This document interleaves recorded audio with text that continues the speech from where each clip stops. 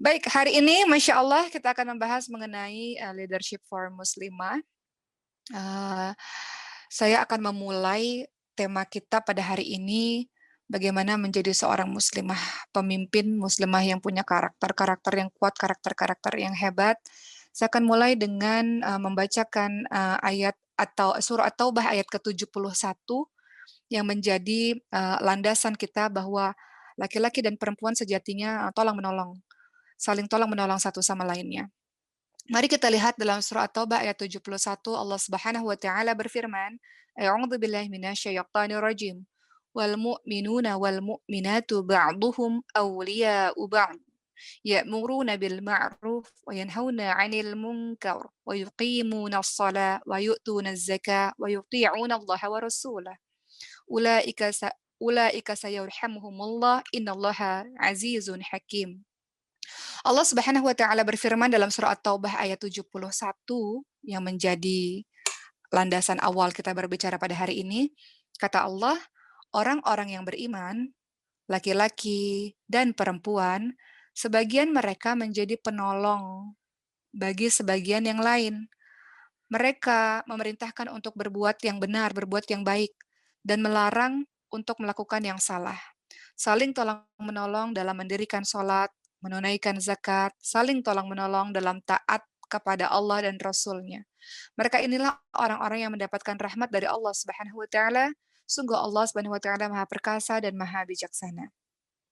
Dalam surah At-Taubah ayat 71, teman-teman sekalian, yang menjadi permulaan perbincangan kita pada hari ini, kita tahu bahwa perempuan menolong laki-laki, laki-laki menolong perempuan untuk sama-sama menjadi hamba Allah yang taat kepada Allah Subhanahu wa taala. Artinya kita saling membutuhkan satu sama lain.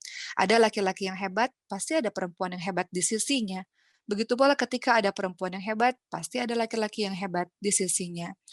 Mari pada hari ini teman-teman sekalian kita lihat bagaimana wanita-wanita hebat dari banyak sekali para sahabiah, para sahabat-sahabat wanita, para orang-orang salihah di zaman dulu. Ada beberapa yang mungkin kita bisa ambil sebagai contoh. Kita lihat leadership-nya, jiwa kepemimpinannya, pengaruhnya dalam agama ini.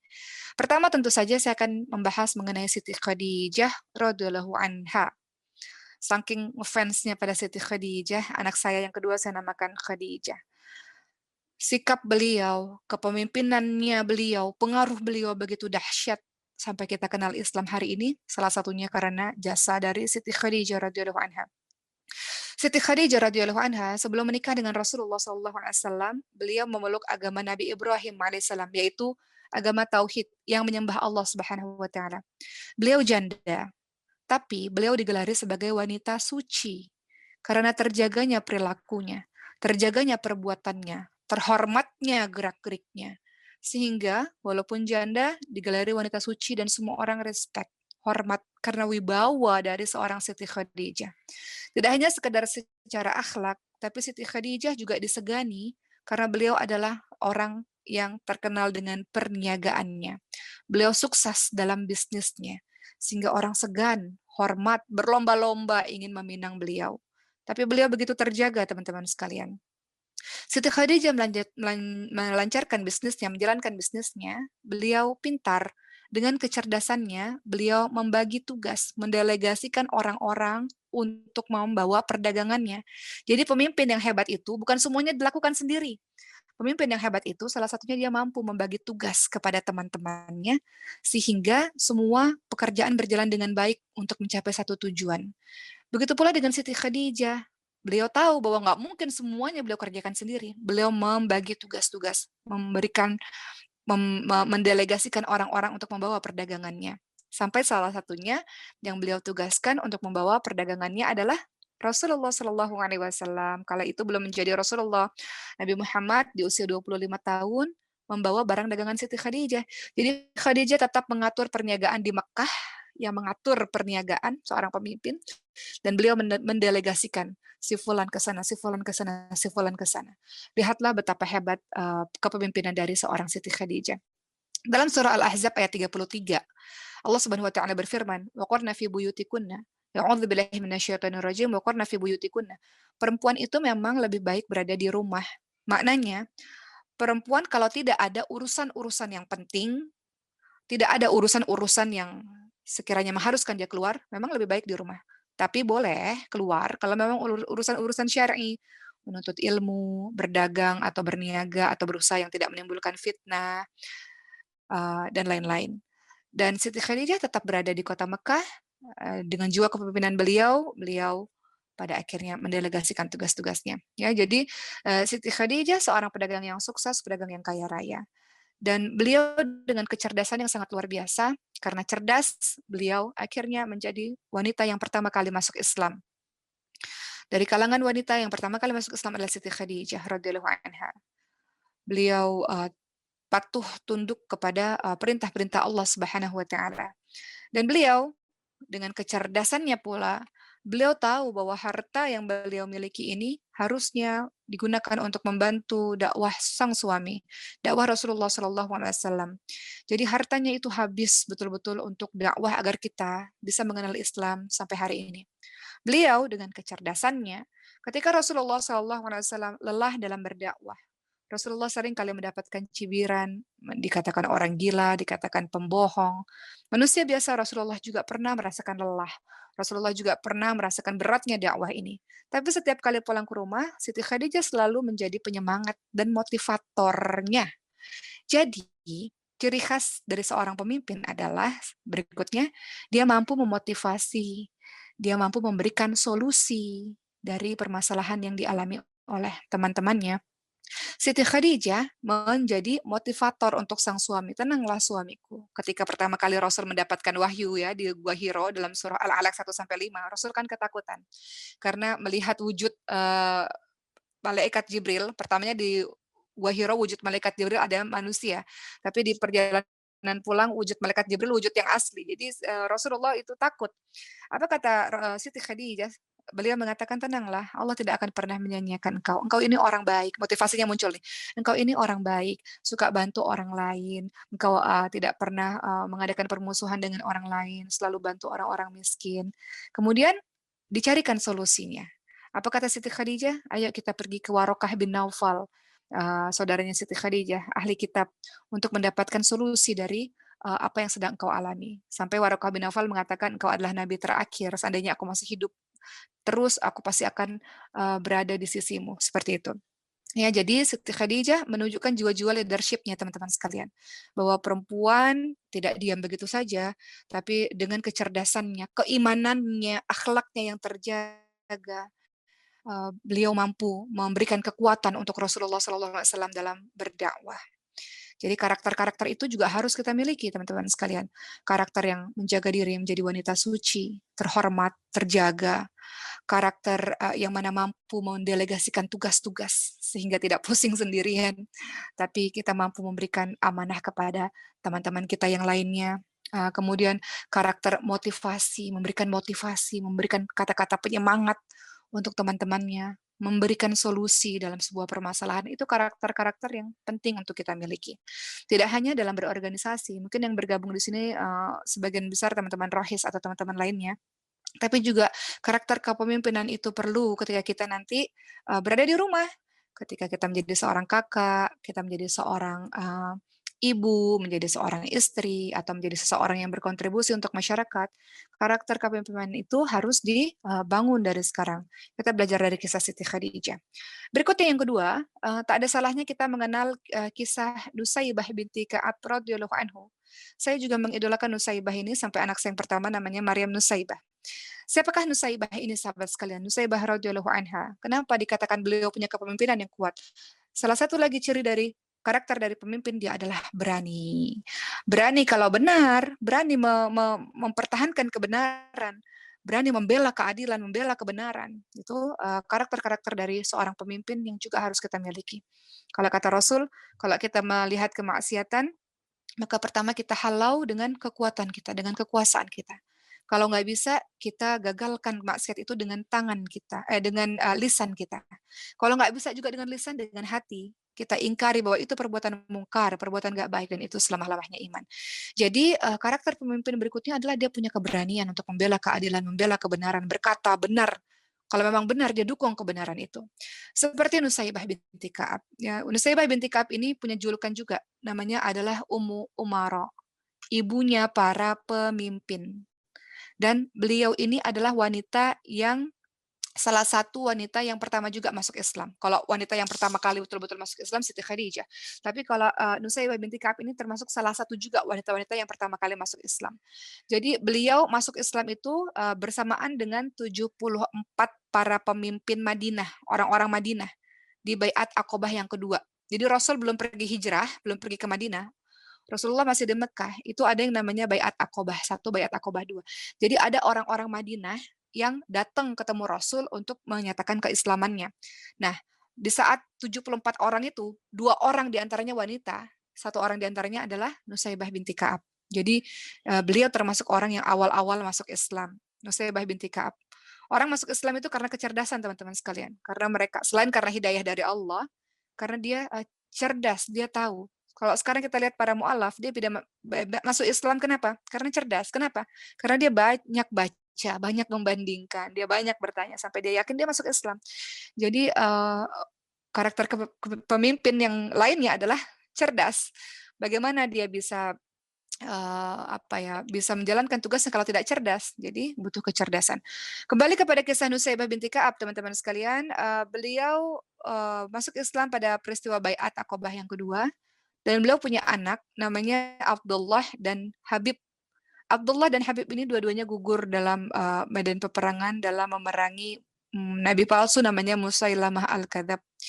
Jadi kenapa disebut sebagai ibunya para pemimpin? Karena anak-anaknya berjuang untuk membela Islam dan mati syahid.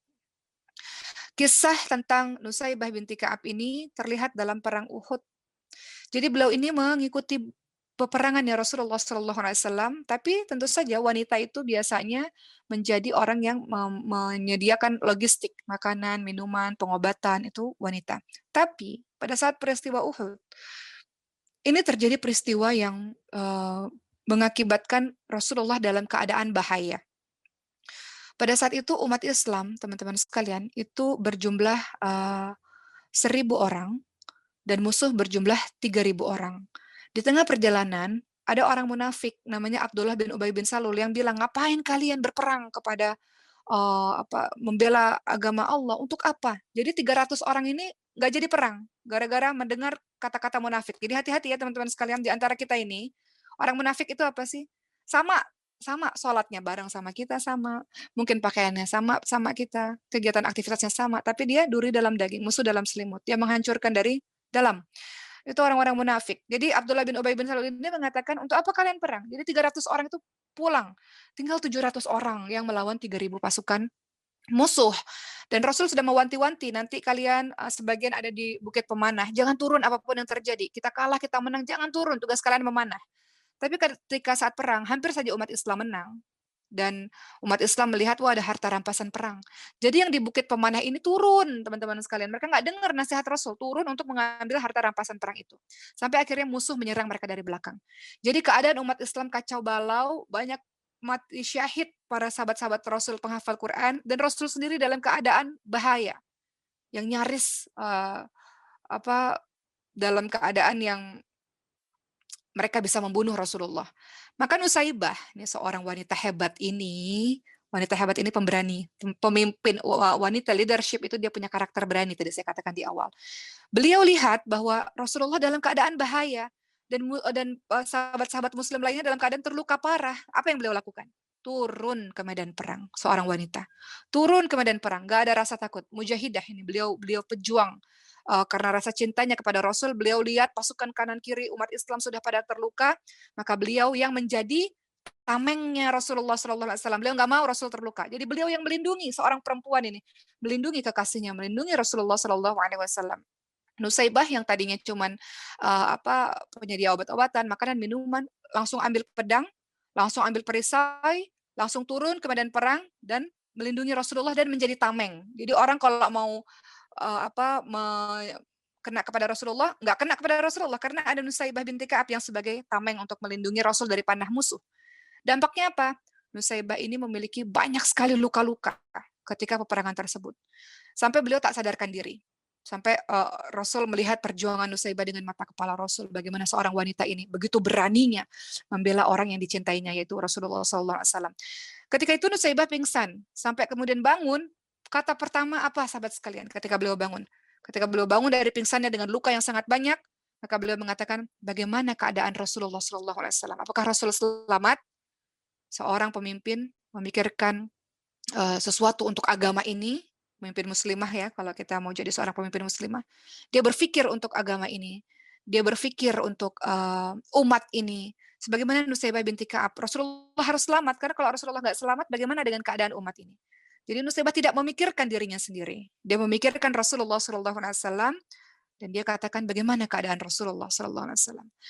Dan Nusaibah binti Ka'ab radhiyallahu anha tidak hanya perang Uhud, tapi juga beliau ikut perang Hunain, perang Yamama, perang Khaybar, perjanjian Hudaybiyah, dan beliau terlibat dalam semua aktivitas-aktivitas Rasulullah SAW. Aktivitas-aktivitas kalau kita lihat dalam kehidupan sekarang, terlibat dalam aktivitas-aktivitas kebaikan, aktivitas-aktivitas perjuangan. Ya, itu yang dilakukan oleh Nusaibah binti Ka'ab. Berikutnya, kita akan masuk kepada kisah berikutnya, seorang wanita hebat yang teman-teman mungkin juga sudah pernah dengar, namanya Khawlah binti Azwar.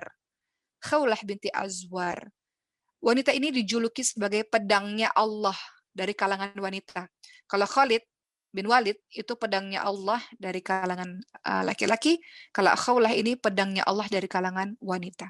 Jadi kata siapa? Perempuan itu harus diam, melempem, nggak berkarya, nggak berprestasi, nggak melakukan sesuatu. Kita lihat para pejuang-pejuang sahabiah yang luar biasa, kontribusinya terhadap agama ini, kontribusinya kepada masyarakat, kontribusinya kepada umat.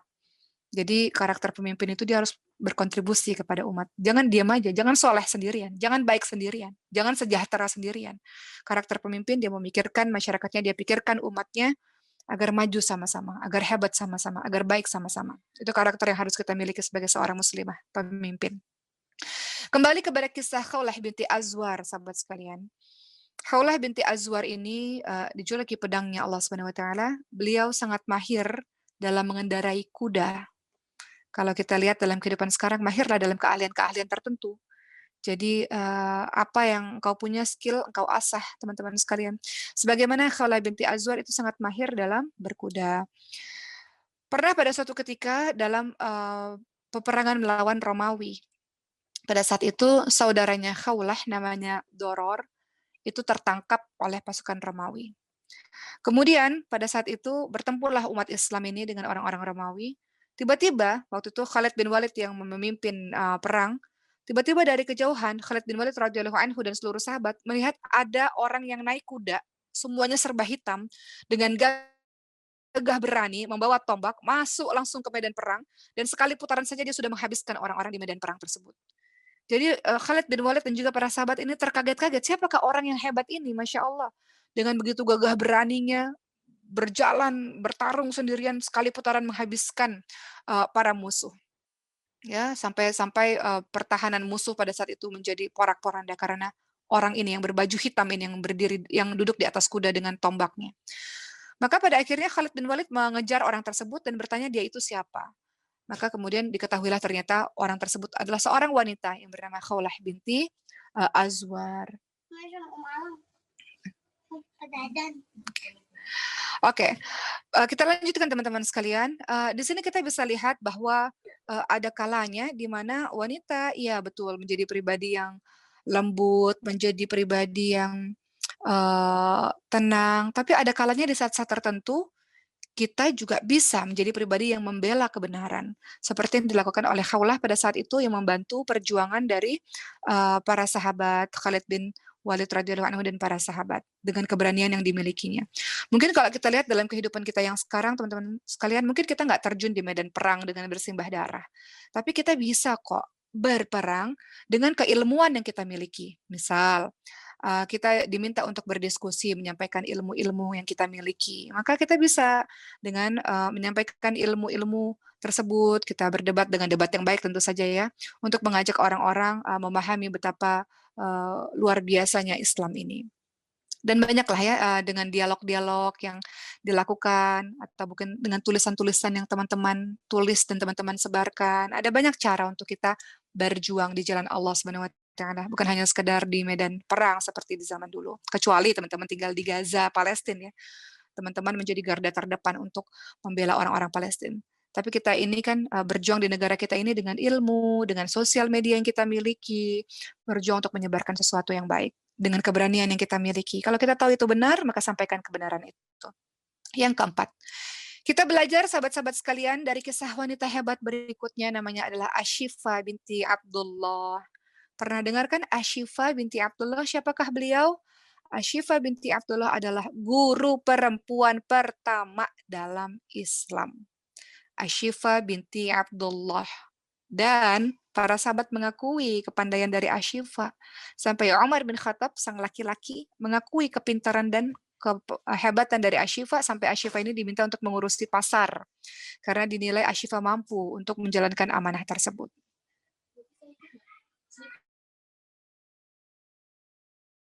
Sebentar ya teman-teman.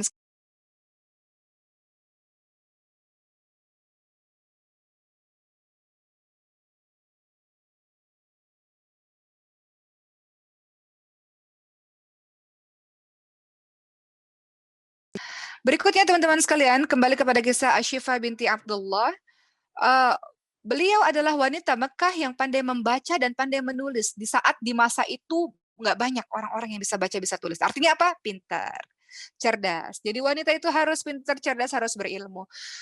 Ashifa binti Abdullah, pada saat banyak orang buta huruf, beliau itu bisa membaca dan menulis dan menguasai bidang pengobatan. Dan setelah masuk Islam, beliau, nah ini juga karakter yang kita miliki. Setelah kita punya ilmu, punya kecerdasan, Allah karuniakan kecerdasan, apa yang dilakukan oleh Ashifa? Mengajari, berbagi ilmu yang engkau miliki itu kepada orang lain. Harta punya zakat yang harus dikeluarkan. Ilmu juga punya zakat. Zakat ilmu adalah mengajarkan ilmu itu kepada orang lain.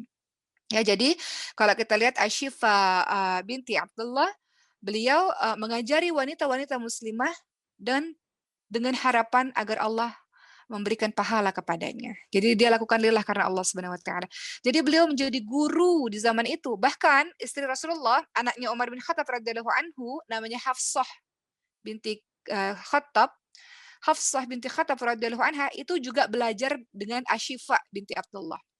Anaknya Umar bin Khattab, istrinya Rasul, namanya Hafsah, itu belajar kepada Ashifa, belajar membaca, belajar menulis. Jadi Ashifa mengajarkan kepada kita miliki ilmu dan setelah itu berkontribusi dengan apa yang kau miliki. Kalau kita punya harta, berkontribusi dengan harta seperti Siti Khadijah. Kalau punya ilmu, berkontribusi dengan ilmu seperti Ashifa. Kalau punya tenaga, berkontribusi dengan tenaga seperti Nusaibah binti Ka'ab atau Khawlah binti Azwar tadi. Jadi semuanya kita lakukan untuk membantu orang lain sebagaimana Rasul ingatkan, khairun nas anfa'uhum linnas. Sebaik-baik orang adalah orang yang punya manfaat bagi orang lain. Ya, jangan sibuk dengan diri sendiri saja. Begitulah teman-teman sekalian, Umar bin Khattab sangat memuji-muji kecerdasan Ashifa, ide-ide Ashifa, ide-ide yang sangat brilian. Dan Umar bin Khattab sering kali menerima pendapat dari Ashifa. Jadi kita ini kalau perempuan-perempuan cerdas, berilmu, kita bisa memberikan ide-ide brilian kita untuk kemajuan organisasi kah, atau kemajuan komunitas kah, atau kemajuan umat kah, dengan ide-ide yang kita miliki. Ya. Dan Umar bin Khattab memuji apa yang dimiliki oleh Ashifa berupa kecerdasannya. Kelima, kita masih bahas dua orang lagi ya dalam kisah-kisah ini supaya kita tergugah bahwa dari kisah ini kita bisa dapat ibrah, bisa dapat hikmah bahwa banyak wanita-wanita hebat yang harus kita ikuti juga. Jadi jangan berpikir wanita itu nggak bisa apa-apa, wanita itu harus lebih rendah. Misalnya gini nih, ada orang yang mengatakan, saya pernah ketemu sama seseorang teman-teman sekalian, dan saya katakan pada orang tersebut, kepada si fulan ini, kenapa tidak melanjutkan pendidikan sampai PhD, sampai S3, sedangkan Bapak mampu atau Anda mampu. Apa kata beliau? Saya nggak mau, nanti aja S3-nya, tapi yang jelas kalau saya S3, istri saya nggak boleh kuliah lebih tinggi daripada saya, istri saya harus selalu di bawah saya. Ini menurut saya sesuatu yang mungkin tidak terlalu tepat teman-teman sekalian. Karena kita lihat di zamannya Rasulullah SAW banyak perempuan-perempuan hebat, dan kita kembali tadi pada ayat At-Taubah tadi kan, perempuan itu bukan menjadi saingan bagi laki-laki, tapi menjadi penolong satu sama lain. Kalau perempuannya cerdas, bisa menolong laki-lakinya. Laki-lakinya cerdas, bisa menolong perempuannya. Begitulah hakikatnya kita dalam kehidupan ini. Contoh yang kelima yang ingin saya ceritakan pada teman-teman semua adalah Siti Aisyah radhiyallahu anha, istri tercintanya Rasul. Jadi, sejarah Islam mencatat beberapa nama wanita muslimah yang kiprahnya luar biasa dalam ilmu-ilmu agama, terutama ilmu-ilmu hadis. Salah satunya top rank ranking nomor satu kiprahnya dalam ilmu-ilmu agama, khususnya ilmu hadis, itu ditempati oleh Siti Aisyah radhiyallahu anha binti Abu Bakar As-Siddiq radhiyallahu anhu. Jadi Siti Aisyah ini adalah seorang wanita yang cerdas, seorang wanita yang kiprahnya banyak dalam ilmu-ilmu hadis. Pertanyaannya, dari mana Siti Aisyah ini mendapatkan kecerdasan dan keunggulan seperti itu? Tentu saja jawabannya karena kebersamaan dengan sang guru yang lama, yaitu kebersamaan dengan Rasulullah SAW yang lama, menyebabkan Siti Aisyah radhiyallahu anha ini menjadi orang yang pandai, pintar, keluasan ilmu yang luar biasa. Ini pembelajaran untuk kita. Mau jadi orang-orang yang cerdas, wanita cerdas, dekat-dekatlah dengan orang berilmu. Kejarlah guru tersebut. Siti Aisyah itu Allah takdirkan untuk bersama dengan gurunya, bersama dengan Rasulullah SAW. Jadi tumbuh menjadi seorang wanita yang pintar, wanita yang cerdas. Jadi seorang pemimpin juga, pemimpin muslimah, yang nggak boleh dilupakan juga adalah terus-menerus menuntut ilmu dan cari lingkungan ilmu. Cari lingkungan ilmu supaya kita menjadi orang yang senantiasa terisi pikirannya, otaknya dengan ilmu-ilmu yang bermanfaat. Bukan menghabiskan diri kita dengan perkara yang sia-sia. Anak-anak muda sekarang menghabiskan waktu dengan stalking Instagram, stalking sosial media, di saat orang lain udah mengejar mimpinya, berprestasi, kuliah kemana-mana dengan beasiswa. Kita masih aja rebahan, menjadi kaum rebahan yang menjadi penonton kesuksesan orang lain. Jangan seperti itu. Kalau kita lihat Siti Aisyah, beliau memanfaatkan waktu bersama dengan orang hebat, bersama dengan Rasulullah. Beliau serap ilmu-ilmu tersebut. Beliau betul-betul memperhatikan. Akhirnya beliau menjadi seorang pengajar bagi para sahabat-sahabat Rasul. Ya, jadi kita lihat teman-teman sekalian, posisi Siti Aisyah radhiyallahu anha setelah Rasulullah wafat, beliau menjadi ahli hadis terkemuka, sama seperti Abu Hurairah, sama seperti Ibnu Umar, Anas bin Malik, dan secara keseluruhan Siti Aisyah itu telah meriwayatkan sebanyak 2.000 lebih hadis, teman-teman sekalian. Akibatnya Siti Aisyah menjadi tempat bertanya. Jika ada para sahabat-sahabat Rasul setelah Rasul meninggal, berselisih pendapat tentang suatu masalah, mereka bertanya kepada Siti Aisyah radhiyallahu anha. Ini sahabat-sahabat Rasul ini laki-laki nih, saling bersilang pendapat tentang sesuatu, tempat bertanyaannya adalah Siti Aisyah radhiyallahu anha. Lihat bagaimana posisi wanita yang sangat luar biasa dalam kisah Siti Aisyah. Terakhir, dari sekian banyak kisah ya, yang nggak mungkin saya sebutkan semuanya, kita belajar dari kisahnya Khawlah. Dari kisahnya Khawlah, sahabat sekalian. Khawlah yang mana lagi nih? Ini Khawlah yang berbeda. Khawlah binti Tha'labah. Ya, Khawlah binti Tha'labah. Khawlah ini punya sifat memegang prinsip. Nah, ini penting untuk kita kalau ingin bergelar sebagai seorang muslimah yang baik, muslimah yang menjadi seorang pemimpin, maka dia harus punya prinsip. Contohnya seperti apa sih dalam kisahnya Khawlah binti Tha'labah ini? Jadi kisahnya Khawlah, sahabat-sahabat sekalian, ini dikisahkan juga dalam Al-Quran sebetulnya. Nanti kita baca sama-sama, kita lihat sama-sama. Khawlah ini menikah dengan seorang laki-laki, namanya Aus bin Samit. Ya, nama suaminya Aus bin Samit. Kemudian suaminya ini orang yang luar biasa, suaminya ikut perang Badar, perang Uhud, sangat luar biasa. Tapi ketika menjalankan rumah tangga mereka pernah berselisih. Sehingga terucaplah kata-kata dari suaminya. Suaminya marah dan suaminya mengucapkan, engkau bagiku seperti punggung ibuku. Dan ini di dalam Islam nggak boleh. Maksudnya menyamakan istri dengan ibu itu nggak boleh. Menyamakan fisik ibu dengan istri itu nggak boleh, teman-teman sekalian. Lalu suaminya pergi meninggalkan rumah dan saat kembali ke rumah ingin lagi menggauli sang istri. Ya, tapi tentu saja muslimah yang pintar ini Khawlah tahu bahwa suaminya ini telah melakukan sesuatu yang tidak dibenarkan dalam agama. Maka Khawlah menolak, nggak boleh engkau menggauli saya. Karena engkau telah, wah ada bintang tamu nih. Ini namanya Ibrahim. Halo Ibrahim. Ya, dan Khawlah paham teman-teman sekalian bahwa suaminya ini telah melakukan sebuah kesalahan yang dia harus tarik kata-kata itu supaya Khawlah dan Aus binti Samit ini bisa saling melakukan hubungan melakukan ibadah suami istri lagi. Maka Khawlah yang paham tentang ilmu agama ini tanya sama Rasul, "Rasul gimana ini suami saya menzihar saya, menyamakan saya dengan ibunya. Apa yang harus dilakukan?" Akhirnya turunlah firman Allah Subhanahu wa taala dalam surah Al-Mujadilah ayat 1 sampai 4 yang menceritakan tentang kisah Khawlah ini. Lalu Rasul memberikan sebuah solusi. Kalau begitu supaya bisa menarik kata-kata suamimu itu, suruhlah suamimu membebaskan budak. Suami saya orang miskin, nggak punya budak. Kalau gitu puasa 2 bulan berturut-turut supaya kata-kata itu tertarik gitu. Puasa 2 bulan berturut-turut nggak bisa karena suami saya orang yang sudah sepuh, tua renta, nggak bisa puasa. Kalau begitu kata Rasul, bahkan 60 orang miskin kasih makan, kasih kurma. Tapi kami nggak punya makanan sebanyak itu, suami saya nggak punya makanan sebanyak itu, kata Khawlah. Kemudian Rasul bersabda, kalau begitu saya akan bantu dengan setengah kurma. Maka Khawlah mau mengatakan, kalau begitu ya Rasul, saya juga akan bantu dengan setengah kurma lagi. Maka ini menjadi kisah bagaimana Khawlah binti Tha'labah ini tahu ada sesuatu yang nggak beres. Ada sesuatu yang nggak betul, maka harus selesaikan dulu permasalahan ini. Sesuatu yang nggak betul, yang telah melanggar agama misalnya, supaya bisa kembali menjalankan hubungan suami istri dengan baik, harus ada keputusan yang betul dari Rasulullah SAW. Atau dengan kata lain, kisah ini kita bisa ambil bahwa muslimah itu harus berprinsip, teman-teman sekalian. Kalau kita tahu tentang sebuah kebenaran dan kita yakin dengan kebenaran itu, maka pegang prinsip itu betul-betul. Ya, prinsip itu sangat penting supaya kita nggak mudah tergoyah ke sana kemari. Paling sederhana lah, contoh sederhana dari sekian banyak ya, dari sekian banyak.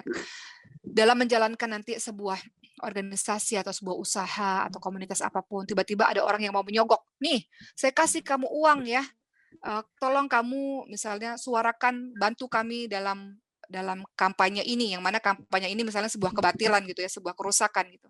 Tapi kita tergiur dengan uang, misalnya akhirnya kita bantu kejahatan itu. Nah, kalau orang-orang nggak berprinsip, maka kita akan mudah melakukannya karena dengan duniawi saja. Tapi kalau kita punya prinsip, kita tahu kita mau jadi orang yang betul, kita berani mengatakan benar itu benar, salah itu salah, dan kita tahu ada kalimat Allah, a'udzubillahi minasyaitonirrajim, wa ta'awanu 'alal birri wat taqwa wa la ta'awanu 'alal itsmi wal 'udwan. Tolong menolong dalam kebaikan dan takwa, jangan tolong menolong dalam dosa dan permusuhan. Kalau kita sudah punya prinsip, saya tahu saya sebagai seorang muslimah, saya punya jati diri, saya punya karakter sendiri, saya nggak mudah diombang-ambing oleh orang lain. Begitu ya teman-teman sekalian, itu kisah dari Khawlah binti Tha'labah mengajarkan pada kita untuk menjadi pribadi-pribadi yang berprinsip. Kemudian setelah kisah-kisah itu, kita lihat dalam surah An-Nisa ayat 124.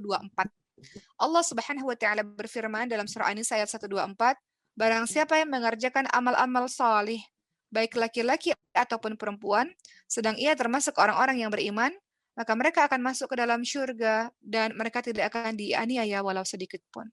Jadi tugas kita adalah sepanjang kehidupan kita cari peluang untuk kita bisa berbuat amal saleh sebanyak-banyaknya. Karena kita mengharapkan di surga nanti Allah Subhanahu wa taala memberikan kehidupan yang baik untuk kita. Berharap kepada Allah boleh. Yang tidak boleh adalah berharap balasan dari manusia. Saya sudah melakukan kebaikan, kenapa dia tidak hargai saya? Tidak perlu. Karena kalau kita berharap kepada manusia berujung kecewa. Kalau kita berharap kepada manusia nanti nggak ikhlas, nggak lillah. Tapi yakinlah setiap kebaikan yang engkau lakukan teman-teman sekalian, itu dibalas oleh Allah Subhanahu wa taala walaupun orang nggak lihat, walaupun orang nggak hargai, walaupun orang nggak puji. Semua kebaikan yang engkau lakukan akan dibalas oleh Allah Subhanahu wa taala. Maka akan melahirkan ikhlas, ikhlas. Jadi, kok aku capek, nggak adil deh, aku capek dia nggak capek, dia enak-enakan aja. Jadi nggak ada iri dengki seperti itu. Kenapa? Karena dia tahu kebaikannya nggak sia-sia. Allah pasti balas. Faman ya'mal mithqala dzarratin khairan yarah. Kebaikan sebiji zarah Allah akan balas. Ya, jadi tenang saja. Semua kebaikan yang kita lakukan Allah balas. Maka kalau kita dari sekian banyak poin-poin tadi, karakter-karakter yang harus dimiliki oleh seorang wanita agar tercipta leadership-nya, tentu saja dia harus beriman. Dia punya tauhid yang kokoh ya. Sifat wanita yang harus dimiliki oleh leadership wanita-wanita leader ya. Pertama dia harus beriman. Dia punya tauhid yang kokoh. Dia tahu tauhid itu apa sih? Dia tahu bahwa segala sesuatu ciptaannya Allah. Kepandaiannya itu dari Allah. Apa kesehatannya itu dari Allah. amanah yang diberikan kepadanya itu juga atas kehendak Allah. Semua penciptaanlah dari Allah. Sehingga muncul sifat tawadhu karena dia tahu semuanya itu dari Allah, bukan dari dirinya sendiri. Kemudian tauhid juga bermakna menyembahnya hanya kepada Allah, berdoanya hanya kepada Allah, minta ampunnya, minta doanya hanya kepada Allah Subhanahu wa taala. Dia nggak bergantung pada manusia. Dia nggak takut pada manusia. Dia bergantung kepada Allah Subhanahu wa taala. Itu tauhid. Dan dia tahu Allah punya nama-nama baik. Allah Ar-Rahman Ar-Rahim. Allah Maha Pengasih, Allah Maha Penyayang. Allah sangat sayang pada kita. Allah Ghafurur Rahim. Allah Maha Pengampun. Dia tahu sifat-sifat baik Allah. Ya, jadi pertama untuk menjadi wanita yang tercipta leadership-nya, kepemimpinannya, nggak boleh jauh-jauh. Pertama harus beriman, punya tauhid yang kokoh. Kemudian yang kedua, beriman saja tidak cukup, tapi juga harus berilmu. Dalam surah Al-Mujadilah ayat 11, Allah Subhanahu wa taala berfirman, Mujadilah ayat 11, A'udzubillahi minasyaitonir rajim, yarfa'illahu alladziina aamanu minkum walladziina utul ilma darajat. Allah menghendaki agar kita menjadi orang yang beriman dan juga orang yang berilmu. Dengan ilmu dan iman itu Allah tinggikan kita beberapa derajat. Jadi jadilah orang-orang yang berilmu, teman-teman masa SMA, gali ilmu dengan sebanyak-banyaknya, ikut organisasi, ikut komunitas, supaya kita bisa dapat pengalaman banyak, ilmu banyak. Setelah itu belajar terus-menerus, jangan berhenti sampai mati. Jangan berhenti untuk terus belajar. Setelah satu selesai, lakukan pekerjaan berikutnya, lakukan belajar berikutnya. Dan semakin kita belajar, semakin kita merasa bodoh, karena ternyata ilmu itu sangat luas. Kita nggak tahu apa-apa, teman-teman sekalian. Justru orang yang nggak belajar itu yang biasanya tong kosong, nyaring bunyinya, banyak bicara, nggak ada isinya. Tapi orang yang berilmu, orang-orang yang terus-terus belajar, maka dia sebenarnya akan menjadi orang yang berhati-hati dalam mengeluarkan setiap kata-kata, berhati-hati dalam melakukan setiap perbuatan. Dia berpikir dulu, think before acting, berpikir sebelum melakukan perbuatan, think before posting. Nah, itu ciri-ciri orang-orang yang berilmu.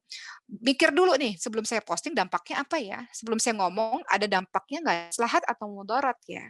Begitu. Ketiga, sifat yang harus dimiliki oleh seorang wanita yang ingin terasah leadership-nya tadi berprinsip. Dia harus punya prinsip ya, sehingga orang-orang respect terhadap prinsipnya. Kalau kita gagal dengan prinsip kita, orang meremehkan kita, teman-teman sekalian. Contoh sederhana. Saya kasih contoh dalam kehidupan saya. Misalnya, saya punya prinsip untuk misalnya tidak bersentuhan sejak awal karir saya, sejak awal berhijrah misalnya. Saya pakai jilbab tahun 2005, teman-teman sekalian, main film tuh 2008. Jadi 3 tahun sebelum main film tuh sebenarnya sudah pakai jilbab, sudah mulai belajar-belajar agama gitu. Jadi ada prinsip yang saya pegang waktu itu, yaitu tidak bisa bersentuhan kepada laki-laki yang bukan mahram. Maka saat dimulai dan juga ada sinetron-sinetron lainnya, seringkali di lapangan itu banyak orang yang tidak paham tentang prinsip kita. Bukan kita bilang orang orang nggak hargain kita ya, tapi mungkin dia nggak paham dengan prinsip kita, sehingga kita harus menjelaskan prinsip itu. Dan kalau kita berkualitas, orang akan dengar kita.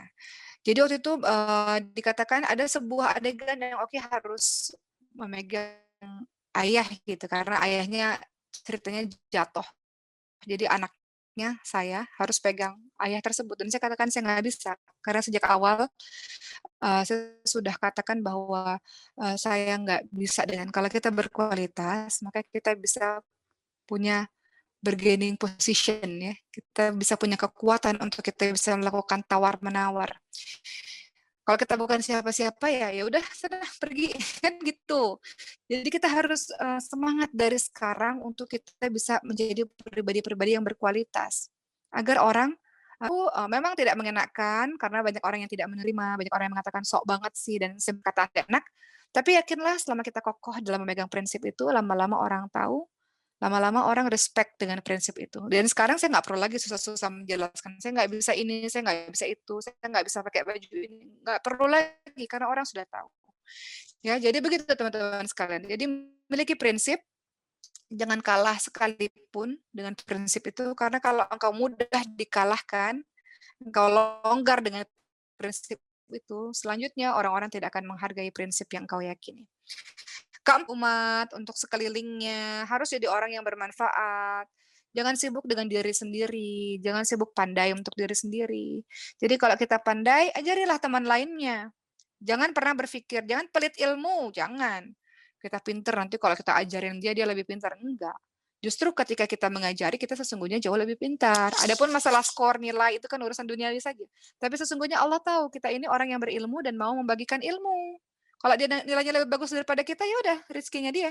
Tapi yang jelas di sisi Allah, Allah nilai kita sebagai orang yang sudah berkontribusi untuk sebuah kebaikan, ya. Terakhir dari saya sebelum kita masuk sesi tanya jawab teman-teman sekalian, ini ada kata-kata yang bagus banget yang saya juga share kepada teman-teman di Maskal Hufat. Saya punya lembaga Quran umur 27 tahun, 5 tahun yang lalu. Ya, sekarang saya 32. Umur 27 tahun kemarin saya berpikir, saya ini hamba Allah, ingin melakukan sesuatu apa ya yang bisa melakukan sesuatu yang bermanfaat untuk orang banyak. Akhirnya membuka yayasan penghafal Quran gratis untuk yatim piatu mualaf duafa itu. Nah, sekarang sudah berdiri 5 tahun. Dan kata-kata ini saya juga sharing kepada mereka. Ini juga bermanfaat untuk teman-teman yang berada dalam organisasi maupun komunitas. Kata-kata ini tolong didengarkan baik-baik. Yang mungkin juga teman-teman sering dengar sih, tapi kita ingat kembali bersama-sama. Jika kamu berada dalam struktur organisasi, kerjakanlah posisimu sebaik mungkin. Tidak perlu merasa tidak dihargai karena tidak ditampilkan. Organisasi itu ibarat pohon. Jika posisimu sebagai batang, maka jadilah batang yang kokoh untuk menopang pohon.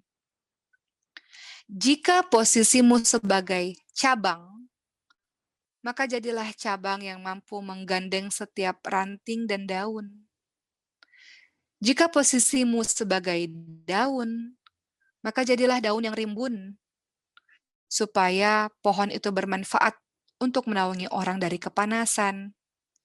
Jika posisimu sebagai buah, maka jadilah buah yang manis, supaya nama baik pohonmu itu terjaga. Jika posisimu sebagai bunga, maka jadilah bunga yang indah merekah, supaya pohonmu itu terhiasi dan dikenali oleh orang.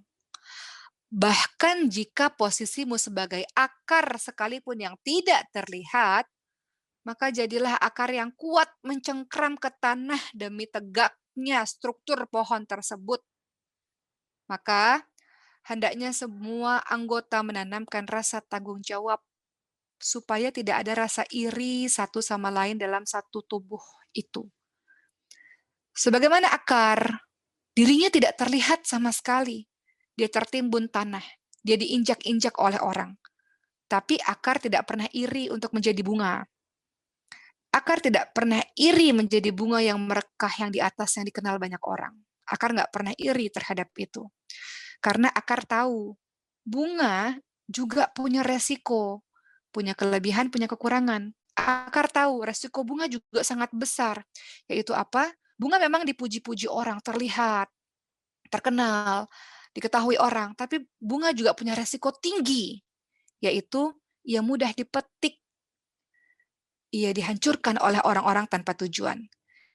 Jadi ingat teman-teman semua, untuk berada dalam sebuah pohon yang kokoh, organisasi yang kokoh, komunitas yang kokoh, jangan engkau menjadi bunga, sekaligus menjadi batang, sekaligus menjadi cabang, sekaligus menjadi daun, sekaligus menjadi akar. Jangan maruk, jangan semuanya dikerjain. Ya, karena akan membuatmu menjadi makhluk yang serakah dan kau akan lelah. Jadi, mari kita bersyukur dengan amanah yang sudah Allah berikan kepada kita dan jalankan itu dengan sebaik-baiknya. Jadi kita saling tolong-menolong dalam mengerjakan sebuah kebaikan. Jadi kata-kata ini menurut saya cukup baik untuk kita teman-teman semua yang pengurus Rohis kah, atau OSIS kah, atau yang bergabung dalam lembaga dakwah kampus kah, atau organisasi apapun. Dan saya mengajak teman-teman untuk bergabung dalam organisasi, bergabung dalam komunitas. Karena dengan begitu kita terlatih teamwork, kerja berjamaah, kerja bersama-sama untuk satu tujuan yang mulia. Kalau teman-teman punya perusahaan sendiri, punya lembaga sendiri, punya yayasan sendiri, teman-teman jadi pemimpinnya misalnya, atau teman-teman jadi daunnya, atau jadi akarnya, atau jadi batangnya, teman-teman sudah tahu apa yang harus teman-teman lakukan. Jadi begitu ya teman-teman sekalian, alhamdulillah selesai tausiah singkat saya pada hari ini. Semangat untuk teman-teman semua untuk menjadi muslimah-muslimah yang baik, muslimah-muslimah yang hebat. dan miliki prinsip yang kokoh dan silakan untuk berkontribusi sesuai dengan bidang teman-teman. Terima kasih. Wassalamualaikum warahmatullahi wabarakatuh.